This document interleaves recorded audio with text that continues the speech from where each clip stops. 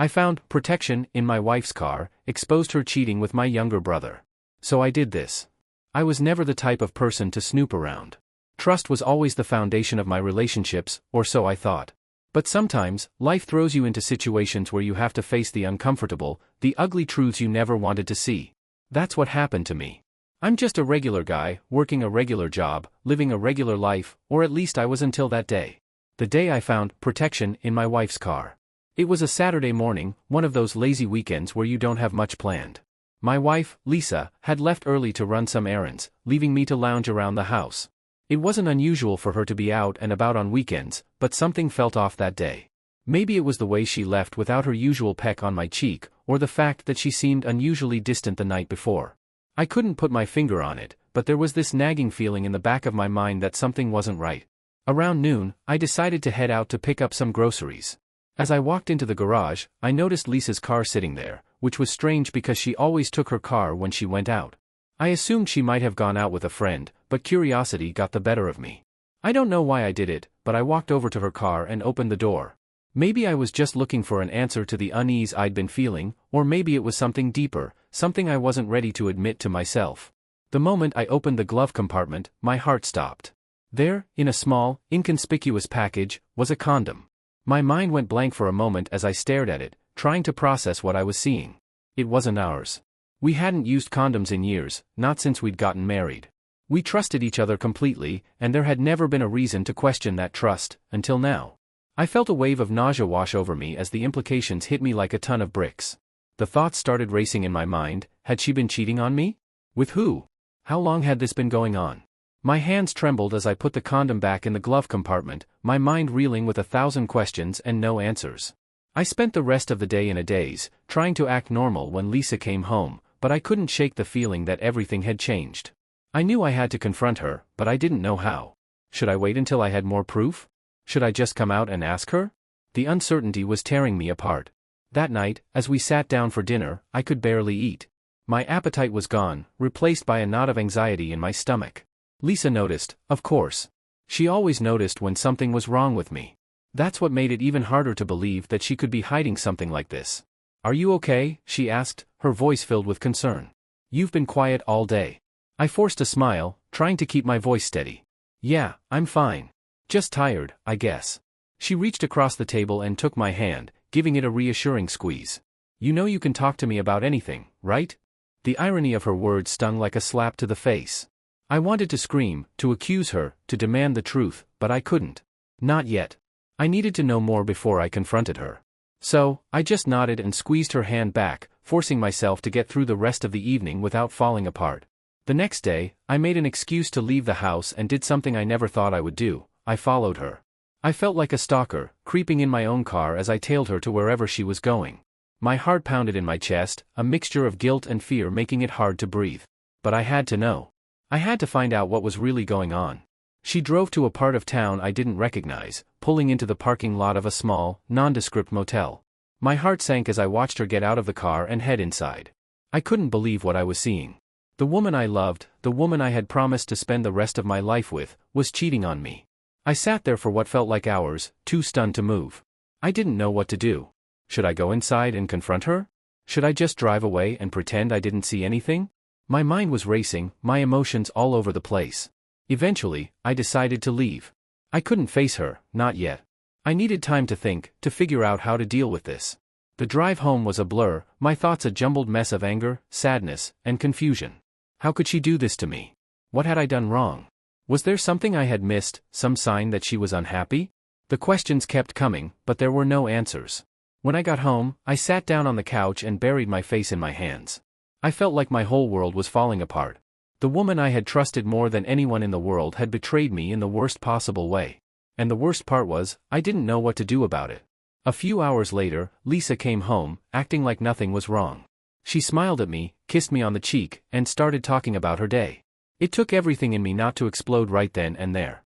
I wanted to yell at her, to demand she tell me the truth, but I couldn't. I wasn't ready to face it yet. Over the next few days, I tried to act normal, but it was getting harder and harder. Every time I looked at her, all I could see was the image of her walking into that motel. I couldn't sleep, couldn't eat, couldn't think straight. All I could think about was the betrayal. I decided I had to confront her. I couldn't keep living like this, with this weight on my chest. I needed to know the truth, no matter how much it hurt. One evening, after she'd come home from work and we were sitting in the living room, I finally gathered the courage to bring it up. "Lisa, I need to ask you something," I said, my voice shaking despite my best efforts to stay calm. She looked up from her book, her expression immediately concerned. "What is it? You're scaring me." I took a deep breath, trying to steady myself. "I found something in your car the other day. A condom. Do you want to tell me what's going on?" For a moment, she just stared at me, her face completely blank. Then, to my surprise, she started laughing. It wasn't the reaction I expected, and it threw me off guard. "What's so funny?" I asked, feeling a mixture of confusion and anger. She wiped a tear from her eye, still chuckling. "Oh my God, you're serious, aren't you? You actually think I'm cheating on you?" My heart was pounding in my chest, and I could feel my anger rising. "I saw you, Lisa. I saw you go to that motel." Her laughter stopped abruptly, and her face went pale. "What? You followed me?" "Yes, I followed you. What else was I supposed to do? You've been acting strange, and then I find a condom in your car. What was I supposed to think?" She sat down on the couch, her hands trembling. "I can't believe this. I can't believe you followed me. Are you going to deny it?" I asked, my voice rising. "Are you going to sit there and tell me you weren't at that motel?" She looked at me, her eyes filled with tears. "No, I'm not going to deny it. But it's not what you think." My heart sank. "Then what is it, Lisa? What am I supposed to think?" She took a deep breath, wiping away her tears. "I was there to meet someone, but it wasn't what you think. It was, God, this is so hard to explain. It was your brother." At first, her words didn't register. I was too focused on the fact that she had admitted to being at the motel. But then, her words sank in, and my confusion deepened. "My brother? What are you talking about?" She nodded, looking miserable. "Yes, your brother. He called me a few weeks ago, saying he needed to talk to me about something important. He didn't want to involve you, so he asked me to meet him at that motel. I know it sounds bad, but I didn't know what else to do. He seemed really upset, and I didn't want to make things worse by involving you." I was stunned. My brother? Why would he want to meet my wife at a motel? None of it made any sense. Why would he do that? I asked, trying to wrap my head around what she was saying. She looked down at her hands, her voice barely above a whisper. "He said he needed my help. He was in trouble, and he didn't know who else to turn to. He didn't want to involve you because he knew you'd be angry, and he didn't want to make things worse." I stared at her, trying to process everything she was saying. It didn't add up. My brother had always been a bit of a screw-up, but this was beyond anything I could have imagined. "What kind of trouble?" I asked, my voice shaking. She shook her head, tears streaming down her face. "I don't know all the details. He wouldn't tell me everything. But he said he was in deep, that he owed some people money, and he didn't know how to get out of it. He was desperate." I felt like I was in a nightmare, everything spinning out of control. None of this made any sense. Why would my brother go to my wife instead of me? Why would he drag her into whatever mess he was in? "I don't understand," I said, my voice breaking. "Why wouldn't he come to me? I'm his brother, for God's sake." She reached out and took my hand, her grip tight. "He was scared of what you would say. He thought you'd be angry with him, that you wouldn't understand. He was ashamed." I pulled my hand away, standing up and pacing the room. This was too much. I couldn't believe what I was hearing. My brother, the one person I thought I could trust, had gone behind my back and involved my wife in whatever mess he was in. "Why didn't you tell me?" I asked, turning to face her. "Why didn't you come to me?" She looked up at me, her eyes filled with guilt. "I wanted to, but he begged me not to. He said it would only make things worse. I didn't know what to do. I'm sorry." I felt like the ground was falling out from under me. The betrayal was too much to bear. My wife had kept this from me, my brother had lied to me, and now everything was falling apart. "I can't believe this," I said, my voice trembling with anger.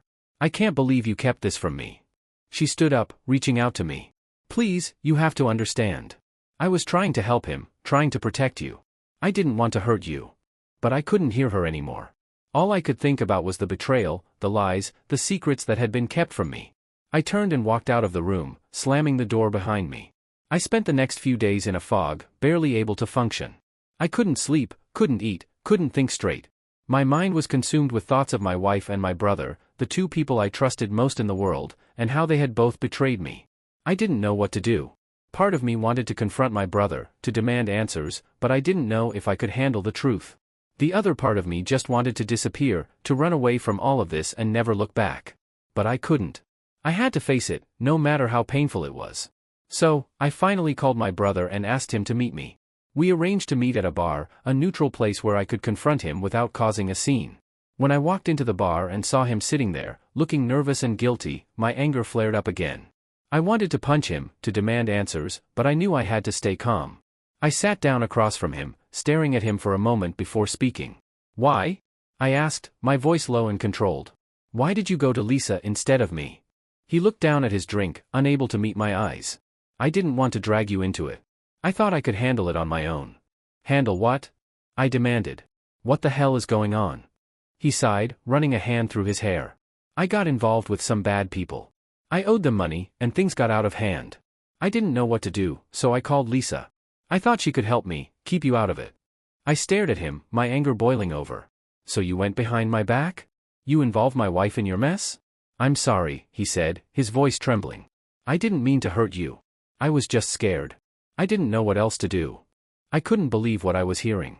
My own brother had gone behind my back, lied to me, and involved my wife in his mess. It was too much to take in.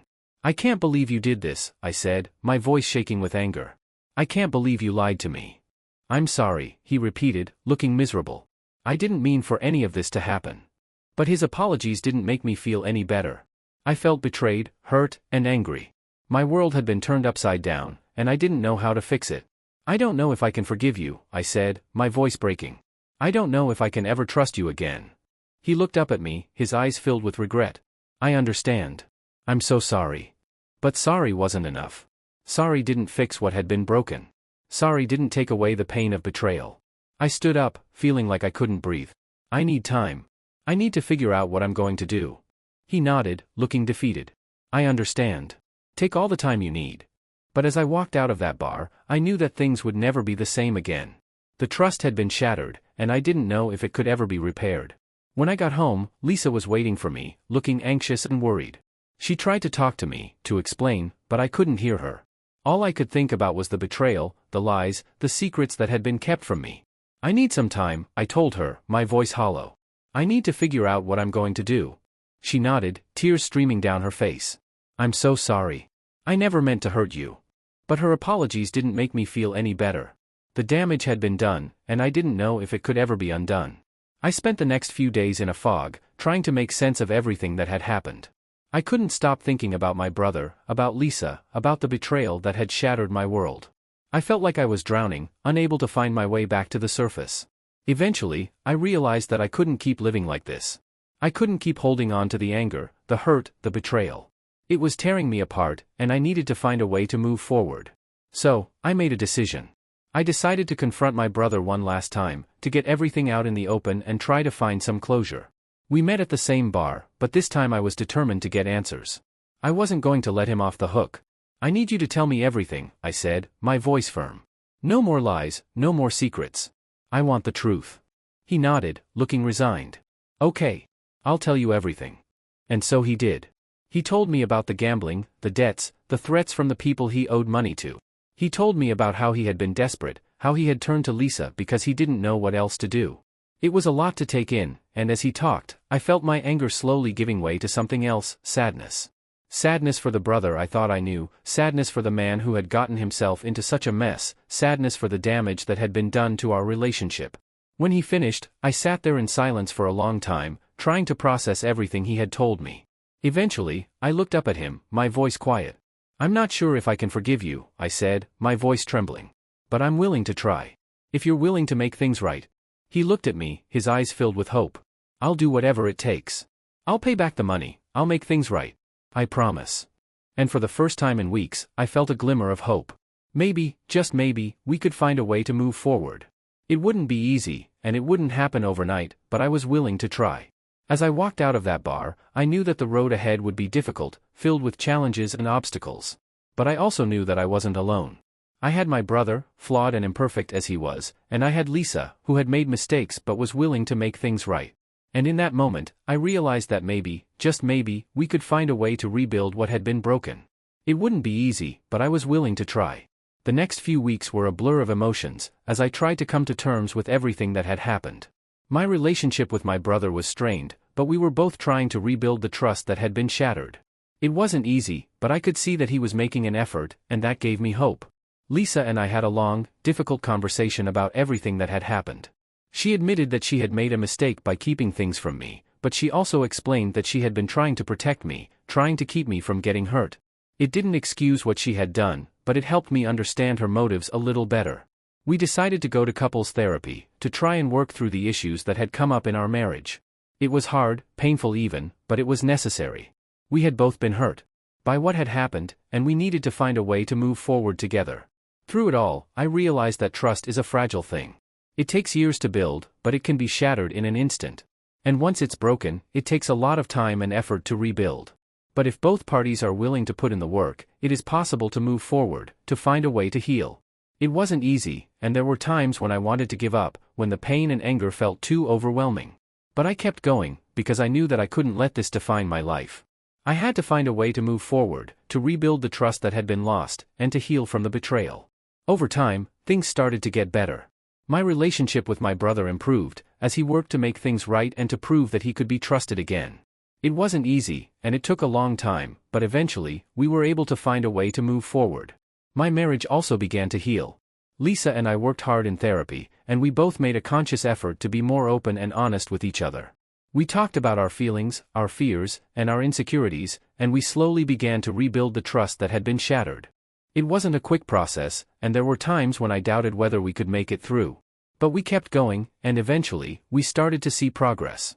The anger and hurt began to fade, replaced by a renewed sense of connection and commitment. Looking back on everything that happened, I realized that trust is one of the most important things in a relationship. Without it, everything falls apart. But trust can be rebuilt, if both parties are willing to put in the effort. It wasn't easy, but we made it through. And in the end, I think we came out stronger for it. We learned to be more open, more honest, and more understanding with each other. We learned that even when trust is broken, it can be rebuilt, if you're willing to put in the work. So, while I wouldn't wish what happened on anyone, I'm grateful for the lessons it taught me. I'm grateful for the chance to rebuild my relationships, and to come out the other side stronger and more resilient. And most of all, I'm grateful for the people in my life who were willing to work through the pain and the hurt with me, and who helped me find a way to heal. Because in the end, that's what matters most, finding a way to move forward, to heal, and to rebuild the trust that had been lost.